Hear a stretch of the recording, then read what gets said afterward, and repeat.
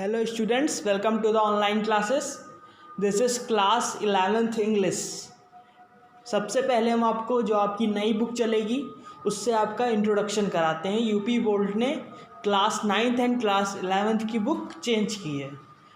तो class 11th में आपकी बुक दो पार्ट्स में है, हॉर्नबिल एंड स्नैपशॉट्स। तो आज हम हॉर्नबिल का चैप्टर 1 पढ़ेंगे। हॉर्नबिल जिसमें लिटरेचर है। Then let's start the first chapter. The name of this chapter is The Portrait of a Lady. इस चैप्टर के राइटर हैं Khushwant Singh.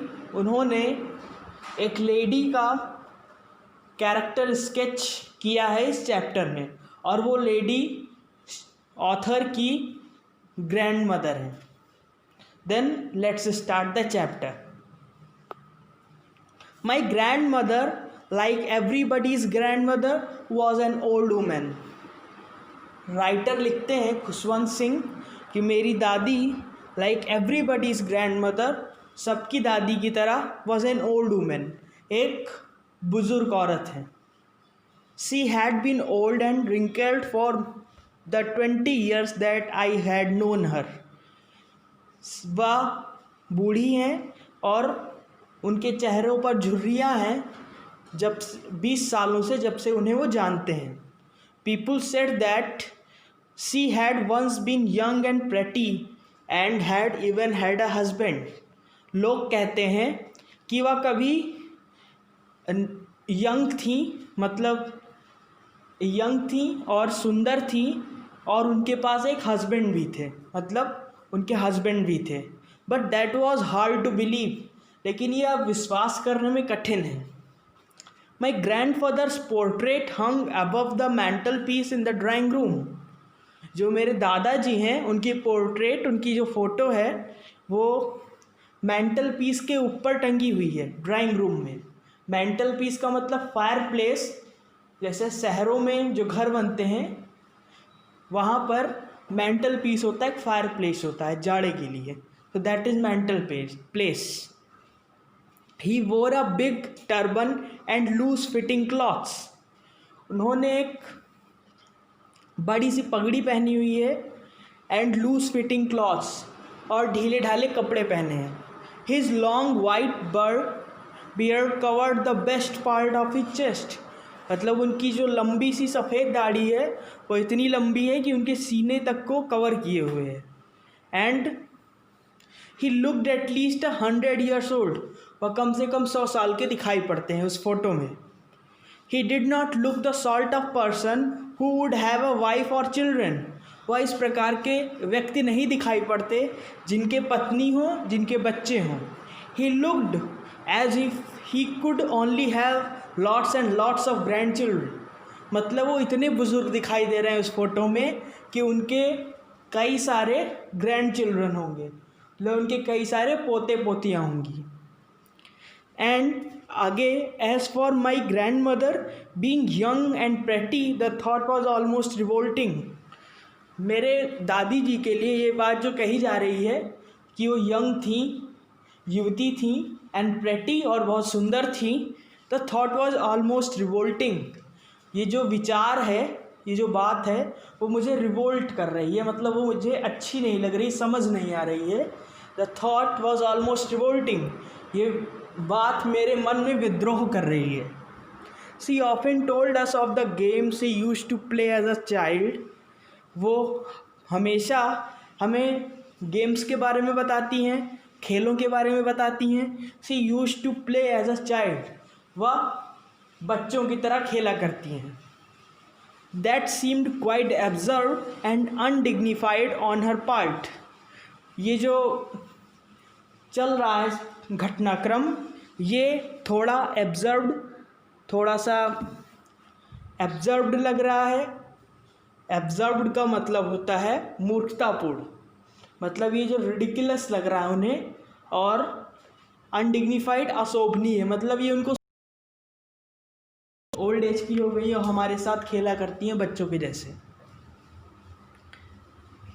On her part, उनके चरित्र पर. And we treated it like the fables of the prophets she used to tell us.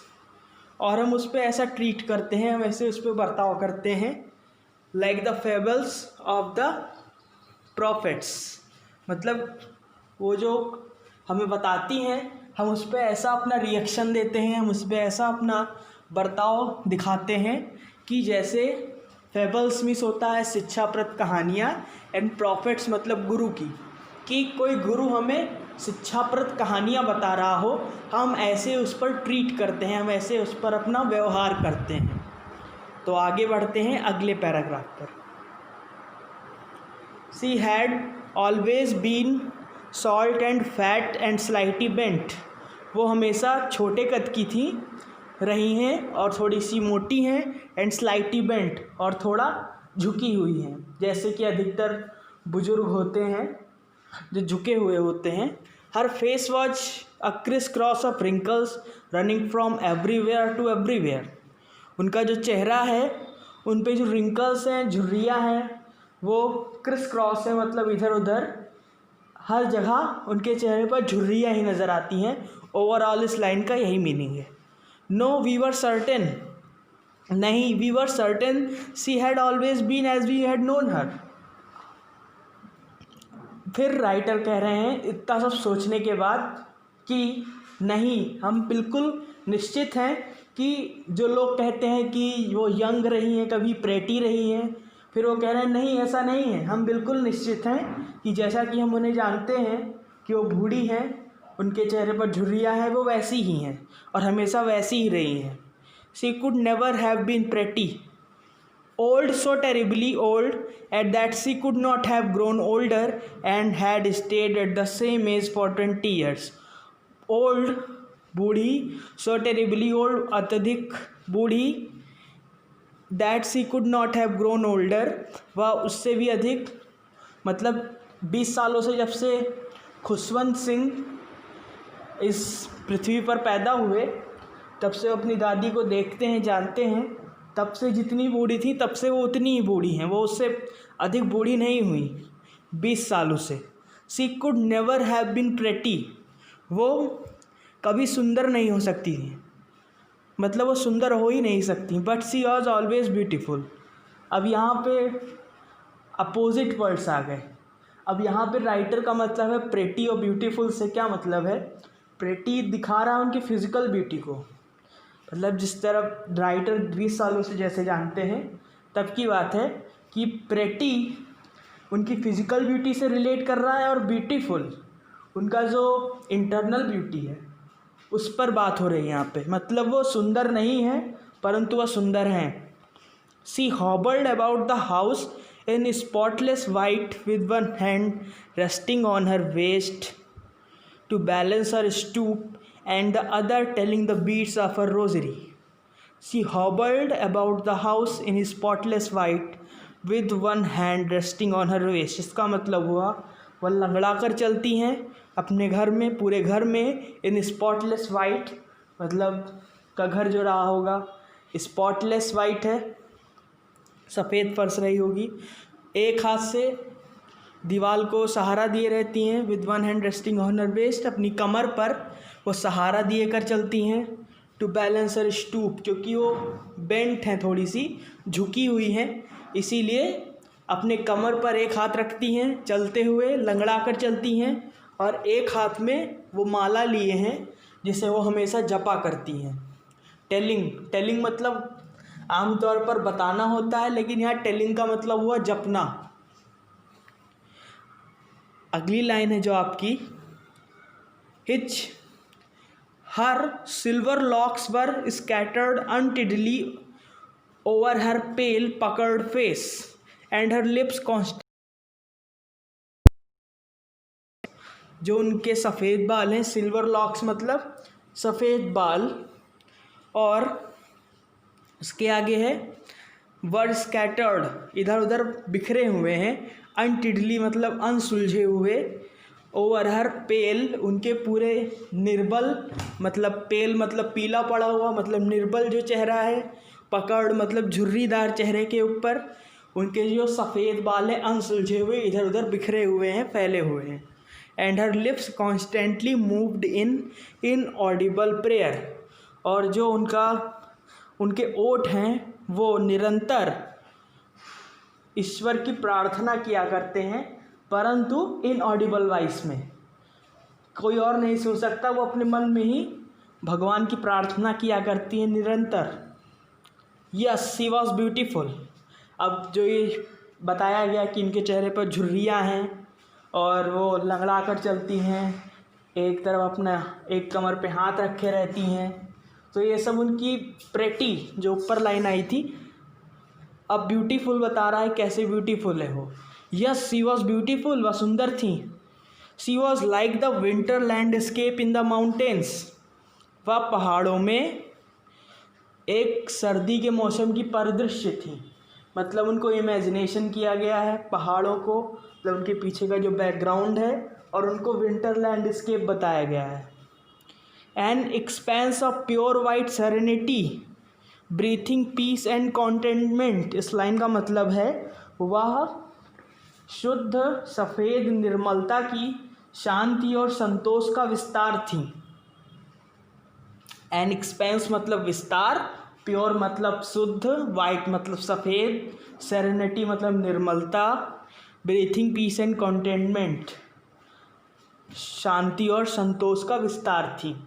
सो ये था pretty और beautiful वाला सिस्टम। ये है पैराग्राफ ख़त्म हुआ। My grand mother and I were good friends, मेरी दादी और मैं अच्छे मित्र थे। My parents left me with her when they went to live in the city, मेरे पेरेंट्स ने मुझे छोड़ दिया उनके साथ जब वो शहर में चले गए रहने के लिए। And we were constantly together, और हम लगातार साथ में थे। She used to make me up in the morning and get me ready for school, वो मुझे जगाया करती थी सुबह और मुझे तैयार कराती थी स्कूल जाने के लिए। She said her morning prayer in a monotonous sing song, वो अपनी मॉर्निंग प्रेयर कहती थी, सुबह की प्रार्थना, in a monotonous sing song. Monotonous मतलब एक ही सुर में, सिंग सॉन्ग मतलब वही गाना बार बार रिपीट करके गाया करती थी। While she bathed and dressed me in the hope, जब वो मुझे नहलाती थी और मुझे ड्रेस्ड मी मतलब मुझे कपड़ा पहनाती थी, तैयार करती थी। In the hope that I would listen and get to know it by heart, वो ऐसी आशा रखकर हमें ये गाना सुनाया करती थी मॉर्निंग प्रेयर कि मैं उसे सुनूंगा, I would listen and get it to know it by heart, और मैं अपने हृदय से उस सॉन्ग को जानूंगा। I listened it because I loved her voice but never bothered to learn it, मैं उसे सुनता था क्योंकि मुझे उनकी आवाज़ बहुत अच्छी लगती थी, बहुत प्यारी लगती थी, लेकिन मैंने कभी उस गाने को याद करने का, सीखने का कभी प्रयास नहीं किया। Then she would fetch my wooden slate, which she had already washed and plastered with yellow chalk, a tinny earthening pot and a red pen, tie them in a bundle and hand it to me. तब वो मेरे लिए मेरा wooden slate लाती थी, लकड़ी का slate, तब स्लेट हुआ करता था, मेरे लिए लाती थी, जो विच सी हैड ऑलरेडी, जो उससे पहले से ही धो देती थी, and plastered with yellow chalk, और येलो चॉक से उसे प्लास्टर कर देती थी, उसे पोत देती थी। A tiny earthen ink pot and a red pen, और उसके साथ ही एक मिट्टी का छोटा दवात और रेड पेन और लाल pen, tie them all in a bundle, एक बंडल बनाकर सब एक सब में बांध देती थी और मुझे दे देती थी, hand it to me. After a breakfast of a thick stale chapati with a little butter and sugar spread on it, we went to school. After a breakfast, नाश्ते के बाद, वो नाश्ते में क्या करते थे, विथ थिक स्टेल चपाती, मोटी बासी रोटियां या चपाती जो भी आप कहिए, उस पर थोड़ा सा बटर लगा रहता था, मक्खन, और चीनी उस पर स्प्रेड थी, उस पर फैली हुई थी, तो ये वो ब्रेकफास्ट करते थे। वी वेंट टू स्कूल, वो और उनकी दादी स्कूल जाते थे। She carried several steel chapati with her for the village dogs. वो अपने साथ कई सारी बासी रोटियां या चपाती साथ में ले जाती थी गांव के कुत्तों के लिए, विलेज डॉग्स के लिए। My grand mother always went to school with me. मेरी जो दादी थी मेरे साथ हमेशा स्कूल जाती थी with me because the school was attach to the temple, क्योंकि वो उन्हें मंदिर जाना रहता था और स्कूल उस मंदिर से अटैच था, जुड़ा हुआ था। The priest taught us the alphabet and the morning prayer. जो पुजारी थे वो हमें अल्फ़ाबेट बताते थे, वर्णाक्षर का ज्ञान कराते थे, और मॉर्निंग प्रेयर बताते थे, उसका ज्ञान कराते थे। While the children sat in rows on either side of the veranda singing the alphabet or the prayer in a chorus. जबकि जो बच्चे थे सैट इन द रोज, पंक्तियों में बैठे रहते थे वरांडा के दूसरी तरफ, either side of the veranda singing the alphabet and prayer in a chorus. और वो अल्फ़ाबेट गाया करते थे, मतलब जो अल्फ़ाबेट पढ़ाया जाता था उन्हें वर्णाक्षर, वर्णमाला, और या फिर प्रेयर गाया करते थे, प्रार्थना गाया करते थे इन अ कोरस, एक समूह में, मतलब ग्रुप सिंगिंग होती थी उस time. My grand mother sat in side reading the scriptures. और जो उनकी दादी थी वो मंदिर में बैठी रहती थी, धार्मिक पुस्तकें पढ़ा करती थी। स्क्रिप्चर्स मीन्स रिलीजियस बुक्स, धार्मिक पुस्तकें। When we had both finish, जब हम दोनों अपना अपना काम पूरा कर लेते थे, we would walk back together, हम साथ में वापस जाते थे। This time the village dog would meet us at the temple door. इस समय गांव के कुत्ते हमें मंदिर के दरवाजे पर मिलते थे। They followed us to our home growling and fighting with each other for the chapatis we threw to them. वो हमारा पीछा करते थे हमारे घर तक। ग्रोलिंग एंड फाइटिंग, ग्रोलिंग मतलब गुर्राते हुए, फाइटिंग मतलब लड़ते हुए, विद ईच अदर आपस में, फॉर द चपातीस चपातियों के लिए, वी थ्रू टू देम जो हम उन्हें फेंकते थे, जो हम उन्हें देते थे। मतलब जो कुत्ते थे घर तक हमारा पीछा करते थे गुर्राते हुए और आपस में झगड़ते हुए उन चपातियों के लिए जो हम उन्हें देते थे। When my parents were comfortably settled in the city they sent for us। जब माता पिता थे जो खुशवंत सिंह के, राइटर के, वो सेटल हो गए अच्छे से शहर में अच्छे से बस गए, they sent for us, उन्होंने हमें बुला लिया। That was a turning point in our friendship। अब यहाँ पर जो राइटर हैं खुशवंत सिंह और उनकी दादी माँ के बीच में टर्निंग पॉइंट आया, एक मोड़ आया उनकी दोस्ती में। Although we shared the same room, यद्यपि हम सेम रूम शेयर करते थे, मतलब एक ही कमरे में रहते थे। My grand mother no longer came to school with me. लेकिन जो पहले हुआ करता था गांव में, दादी जी उनके साथ जाती थी स्कूल, अब शहर में ऐसा नहीं था। अब दादी came to school, no longer came to school with me, मेरे साथ स्कूल नहीं आती थी। I used to go to an English school in a motor bus. अब मैं, राइटर कह रहे हैं कि अब मैं एक इंग्लिश स्कूल में जाया करता था, एक मोटर बस में, जो स्कूल वैन्स आती थी उसमें वो एक इंग्लिश स्कूल में पढ़ने जाते थे। There were no dogs in the streets and she took to feeding sparrows in the courtyard of our city house. वहाँ पर गलियों में कोई कुत्ते नहीं थे, और वो जो पहले कुत्तों को चपातियाँ खिलाया करती थी, वो काम अब वो शहर में, अपने शहर के घर के आंगन में वो स्पैरोज़ को, गौरैया को दाना खिलाया करती थी उनकी दादी। As the years rolled by we saw less of each other. जैसे साल बीतते गए, समय बीतता गया, we saw less of each other, हमारे बीच का जो रिलेशनशिप था फ्रेंडशिप वाला, वो कमज़ोर होता गया। For some times he continued to wake me up and get me ready for school. कुछ दिनों तक वो मुझे जगाती रही सुबह और मुझे स्कूल के लिए तैयार कराती रहीं। When I came back she would ask me with what the teacher had taught me. जब मैं वापस आता था वो मुझसे पूछती थी कि टीचर ने क्या पढ़ाया। I would tell her words and little things of western science and learning. मैं उन्हें कुछ शब्द बताता था छोटी चीज़ें वेस्टर्न साइंस की, मतलब पश्चिमी विज्ञान, मतलब उसे मॉडर्न साइंस भी कह सकते हैं। एंड लर्निंग, जो उन्हें पढ़ाया गया हो, जो उन्हें ज्ञान आज मिला उसके बारे में बताता था। राइटर अपनी दादी को क्या बताता था? वो बताता था the law of gravity, Archimedes principal, the world being round etc। और अपनी दादी को ये सब बताता था कि आज मुझे लॉ ऑफ ग्रेविटी पढ़ाया गया, आर्किमिडीज प्रिंसिपल पढ़ाया गया, मतलब गुरुत्वाकर्षण का नियम बताया गया, आर्किमिडीज का सिद्धांत बताया गया, द वर्ल्ड बीइंग राउंड, संसार गोल है, पृथ्वी गोल है, ये बताया गया। दिस मेड हर अनहैप्पी, ये सब बातें उनकी दादी जी को दुखी कर देती थी। She could not help me with my lessons, वो अब मेरे लेसन्स में मेरी हेल्प नहीं कर सकती थी। She did not believe in the things they taught at the English school, वो ऐसी चीज़ों में विश्वास नहीं करती थी जो इंग्लिश स्कूल्स में पढ़ाया जाता था। And was distressed that there was no teaching about God and scriptures, और वो इस बात के लिए बहुत परेशान थी, दुखी थी कि सिर्फ स्कूल में धार्मिक किताबों और भगवान के बारे में कुछ नहीं पढ़ाया जा रहा।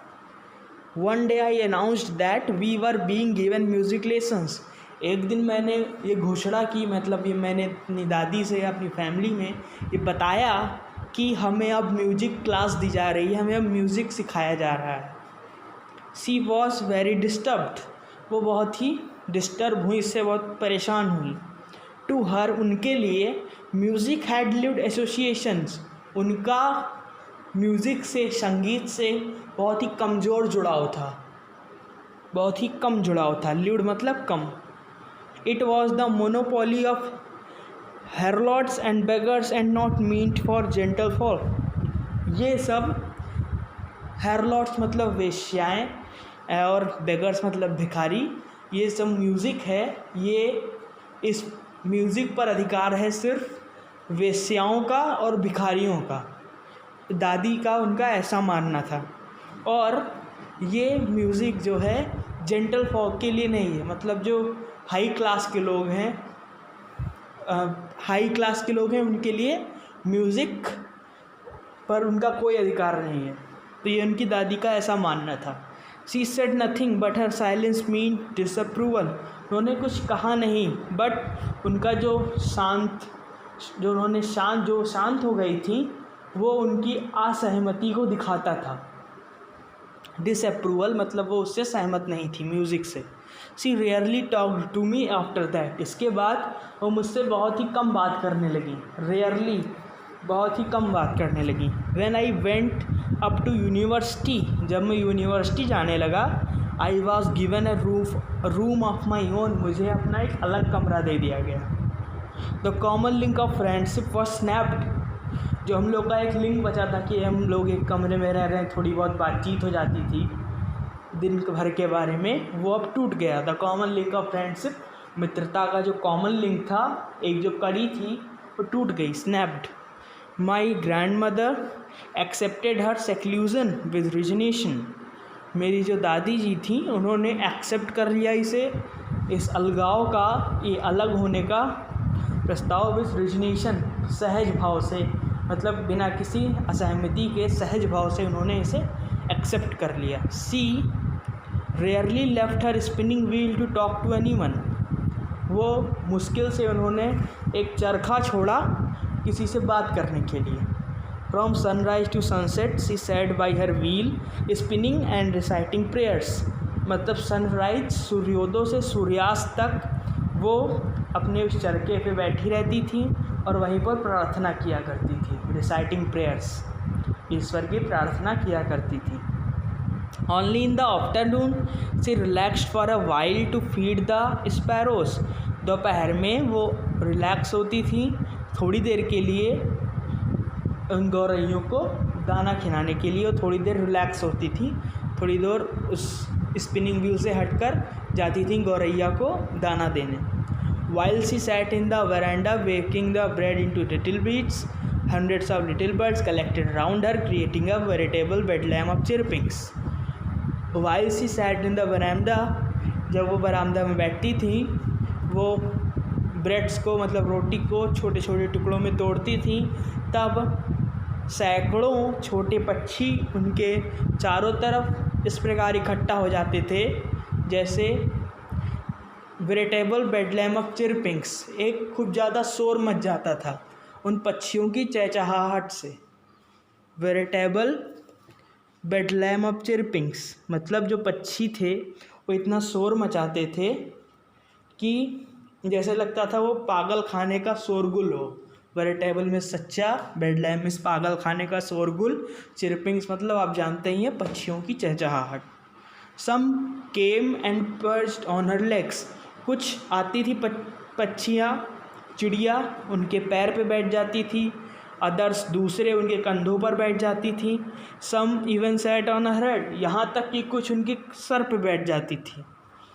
सी smiled but never shooed them away, वो मुस्कुराती थी लेकिन कभी उनको भगाया नहीं, उन पक्षियों को, उन चिड़ियों को कभी उन्होंने भगाया नहीं। It used to be the happiest half hour of the day for her, ये जो आधा घंटा था वो उनके दिन का सबसे खुशी भरा पल होता था उनके पूरे दिन का। When I decided to go abroad for further studies, जब मैंने और अधिक पढ़ने के लिए विदेश जाने का निश्चय किया, I was sure my grandmother would be upset, मेरी दादी इससे अपसेट होंगी, दुखी होंगी। I would be away for 5 years, मैं उनसे 5 सालों के लिए दूर हूँगा। And at her age one could never tell, और उनकी इस एज पर कोई ये नहीं बता सकता है। But my grand mother could, लेकिन मेरी दादी ऐसा कर सकती हैं। She was not even sentimental, वो इतना इमोशनल नहीं थी, वो यहाँ तक कि इतना इमोशनल नहीं हुई, भावुक नहीं हुई। She came to leave me at the railway station, वो मुझे रेलवे स्टेशन पे छोड़ने आई। But did not talk or show any emotion, लेकिन कोई भी इमोशन, कोई भी भावना उन्होंने प्रदर्शित नहीं की, दिखाया नहीं ऐसा कि वो दुखी हैं।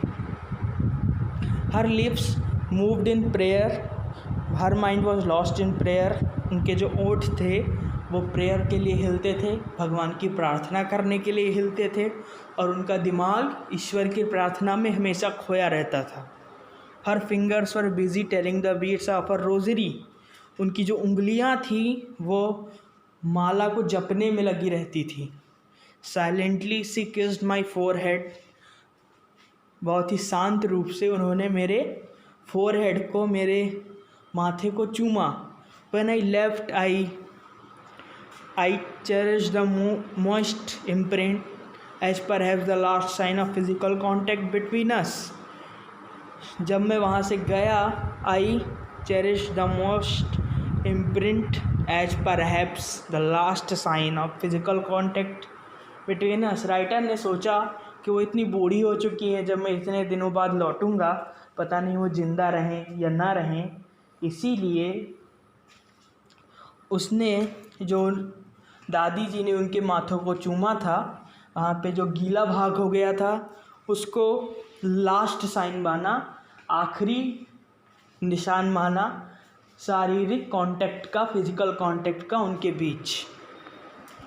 But that was not so, ऐसा नहीं था। After 5 years I came back home, 5 सालों बाद मैं घर लौटा। And was met by her at the station, और उनसे स्टेशन पर मिला।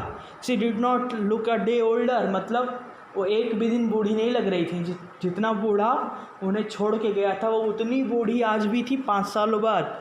She still had no time for words and while she clapped me in her arms, उनके पास मुझसे कुछ कहने के लिए समय नहीं था। वो तुरंत आई और मुझे अपनी बाहों से आलिंगन कराया, मुझे गले लगा लिया। I could hear her reciting her prayers, मैं उन्हें सुन सकता था ईश्वर की प्रार्थना करते हुए। Even on the first day of my arrival, मेरे पहले दिन पहुंचने वाले दिन ही, her happiest moments were with her sparrows, उनका जो सबसे अच्छा टाइम था जो गौरैयों के साथ बिताती थी। whom she fed longer and with frivolous rebukes, जिसे वो बहुत देर तक फेड, दाना डालती रही, खिलाती रही। एंड विथ फ्रिविलियस रिब्यूक्स, और कोमल हृदय से झिड़कियों के साथ, फ्रिविलियस मीन्स कोमल हृदय से, rebuke a change came over हर, शाम को एक बदलाव आया उनमें। सी डिड नॉट प्रे, उन्होंने प्रे नहीं किया। हमेशा वो प्रार्थना किया करती थी पर उन्होंने इस टाइम प्रे नहीं किया। She collected the women of the neighbourhood, उन्होंने आस पड़ोस की औरतों को बटोरा।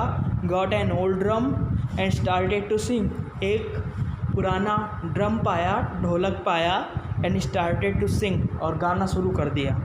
For several hours she thumped the sagging skins of the dilapidated drum, कई घंटों तक सी थम्ड, उन्होंने पीटा द सैगिंग स्किन्स, मतलब जो ड्रम था उसकी जो बाहरी त्वचा थी बहुत ही लटकी हुई थी, मतलब बहुत ही पुराना हो चुका था वो drum.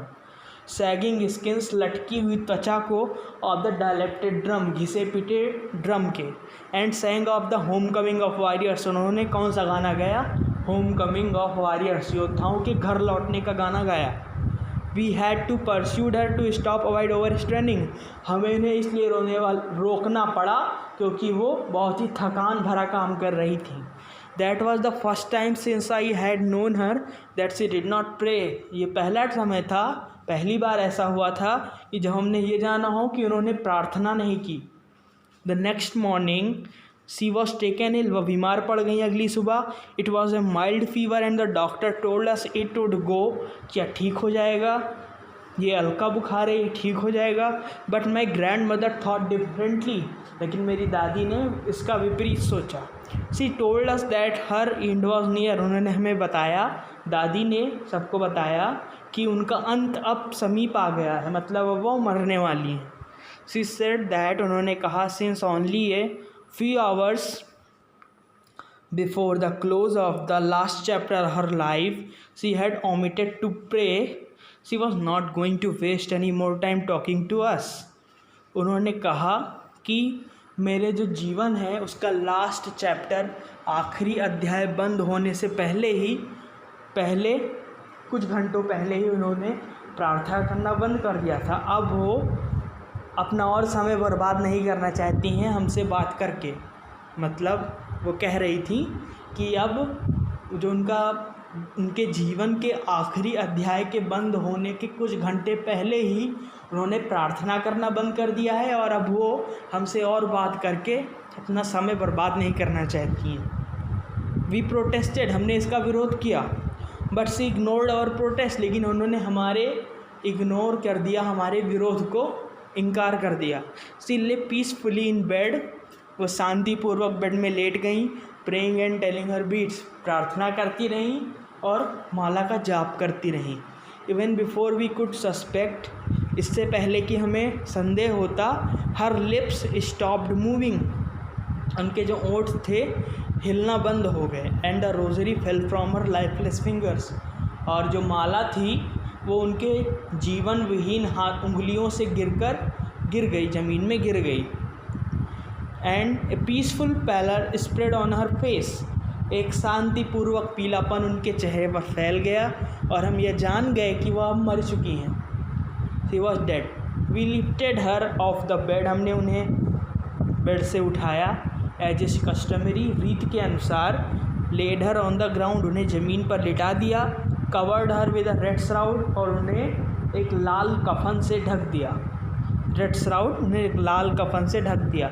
After a few hours of mourning we left her alone to make arrangements for her funeral, कुछ विलाप के कुछ घंटों बाद हमने उन्हें अकेला छोड़ दिया क्योंकि हमें अब उनके दाह संस्कार की तैयारियां भी करनी थी। In the evening we went to her room with a crude stretcher to take her to be cremated, हम उस स्थान पर गए, उस जगह पे गए जहाँ पर एक क्रूड स्ट्रेचर, मतलब हो गया कच्चा स्ट्रेचर, क्रूड स्ट्रेचर जिसे आप अर्थी कह सकते हैं, उसी पर उनको लेकर गए जहाँ पर हमें उन्हें दफनाना, क्रिमेटेड था, जहाँ पर हमें उन्हें उनका अंतिम संस्कार करना था। The sun was setting and had lit her room and veranda with a blaze of golden light, मतलब जो सूर्य अस्त हो रहा था, जैसे कि आप लोगों ने देखा होगा कि जब सूर्य अस्त होने लगता है तो उसमें से पीली रोशनी आती है, गोल्डन लाइट, वही बताया गया है कि सूर्यास्त हो रहा था और उनका जो रूम था और बरामदा था वो गोल्डन लाइट, सुनहरी प्रकाश से चमक रहा था, ब्लेज हो रहा था। उसके आगे लाइन है, we stopped halfway in the courtyard, हम आंगन के आधे रास्ते में रुक गए। ऑल ओवर द बरामदा in her room right up to where she lay dead and stiff wrapped in the red shroud, पूरे बरामदा में, उनके रूम के राइट अप जस्ट दाईं ओर बरामदा में सी लेड वेयर सी ले डेड, जहाँ पर वो मृत पड़ी हुई थी, मतलब लेटी हुई थी, and stiff wrapped in red shroud, और वो लाल कफन में कठोर रूप से, कड़े रूप से बंधी हुई थी। Thousands of sparrows scattered on the floor, हजारों गौरैये वहाँ पर इकट्ठा हो गए फ्लोर पर, ज़मीन पर। देयर वॉज नो चिरपिंग, अब वो चहचहा नहीं रहे थे। We felt sorry for the birds, हमें उस चिड़ियों के लिए बहुत दुख हुआ। For my mother fetched some bread for at them, और मेरी माता जी ने उन चिड़ियों के लिए ब्रेड को छोटे छोटे टुकड़ों में तोड़कर उनके सामने फेंक दिया, उनको दे दिया। The sparrows took no notice of the bread, गौरैयों ने उस पर कोई ध्यान नहीं दिया जो रोटी के टुकड़े उनकी राइटर की मॉम ने फेंका था। When we carried my grand mother corpse off, जब हमने अपनी दादी के लाश को ढक दिया, दे फ्लू अवे क्वाइटली, वो शांतिपूर्वक वहाँ से उड़ गईं।